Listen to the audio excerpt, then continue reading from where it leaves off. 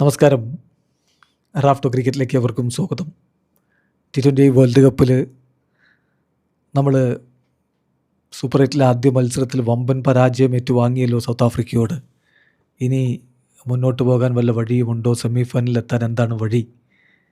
അത് നമ്മൾ പരിശോധിക്കും മുമ്പ് സ്വാഭാവികമായിട്ടും നമ്മൾ ഈ സ്പോർട്സ് പ്രേമികൾ മുൻകാല ചരിത്രവും മറ്റുമൊക്കെ ചെയ്യുന്ന അതിൽ വല്ല സാമ്യതയും ഉണ്ടോ എന്നൊക്കെ നോക്കുമല്ലോ. കുറേ സൂപ്പർസ്റ്റീഷ്യസ് ഒക്കെ ആയിട്ട് ചിന്തിക്കുന്നവരൊക്കെയാണ്, കളിക്കാർ വരെ അങ്ങനെയാണ്, അറിയാലോ.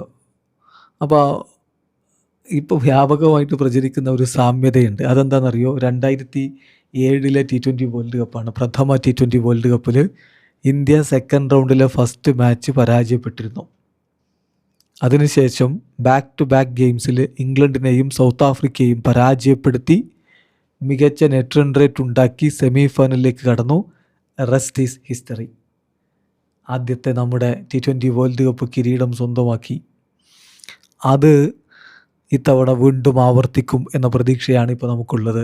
A repeat hopefully in 2026. പക്ഷേ എന്താണ് ഇനി യഥാർത്ഥ സെനാരിയോ? നമ്മളിങ്ങനെ സൂപ്പർസ്റ്റീഷ്യനും അതുപോലെ തന്നെ വലിയ പ്രതീക്ഷയൊക്കെ പറയുമ്പോഴും റിയാലിറ്റി എന്താണ്? ഇന്ത്യക്ക് ക്വാളിഫൈ ചെയ്യാനുള്ള സെനാരിയോ, സെമി ഫൈനൽസിലേക്ക് എത്താനുള്ള സെനാരിയോ, പ്രഥമമായിട്ട് വേണ്ടത് അടുത്ത 2 മത്സരങ്ങളും വിജയിക്കലാണ്. ഇനിയൊരു തോൽവി പാടില്ല. Win both remaining matches. സിംബാബ്വേക്കെതിരെയും വെസ്റ്റ് ഇൻഡീസിനെതിരെയും മത്സരങ്ങൾ വിജയിക്കുക. അപ്പോൾ ടീം ഇന്ത്യക്ക് 4 പോയിൻ്റ് ആകും. പക്ഷേ ഇന്ത്യ മുന്നോട്ട് പോകണമെങ്കിൽ ഒരു കണ്ടീഷൻ കൂടി സംഭവിക്കണം. South Africa wins all 3 of their group games. ഇന്ത്യക്കെതിരെ അവർ ജയിച്ചു കഴിഞ്ഞു. ഇനി അവർക്ക് വെസ്റ്റ് ഇൻഡീസിനെതിരെയും സിംബാബ്വേക്കെതിരെയുള്ള കളികളുണ്ട്. അത് 2ഉം അവർ വിജയിക്കുകയും ചെയ്ത് അവർക്ക് 6 പോയിൻ്റ് ആകും.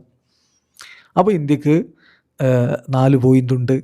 സ്വാഭാവികമായിട്ടും ഇന്ത്യക്ക് മുന്നോട്ട് പോകാനുള്ള വഴി അവിടെ തെളിയും 2ാം സ്ഥാനവും കൊണ്ട്.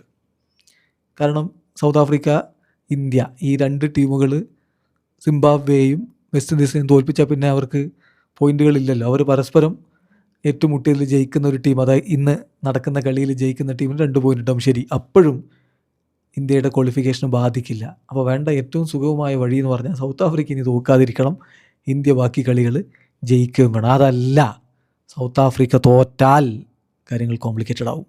അപ്പോൾ പിന്നെ നെറ്റ് റൺ റേറ്റും മറ്റു കാര്യങ്ങളൊക്കെ വരും, കാര്യങ്ങൾ ബുദ്ധിമുട്ടാകും. പ്രഥമമായിട്ട് ഇന്ത്യക്ക് മുന്നോട്ട് പോകാൻ വേണ്ട കാര്യം ഇതാണ്. എല്ലാ കളികളും സൗത്ത് ആഫ്രിക്ക ജയിക്കുക, ഇന്ത്യ ബാക്കിയുള്ള 2 കളികളും ജയിക്കുക. Just wait and see.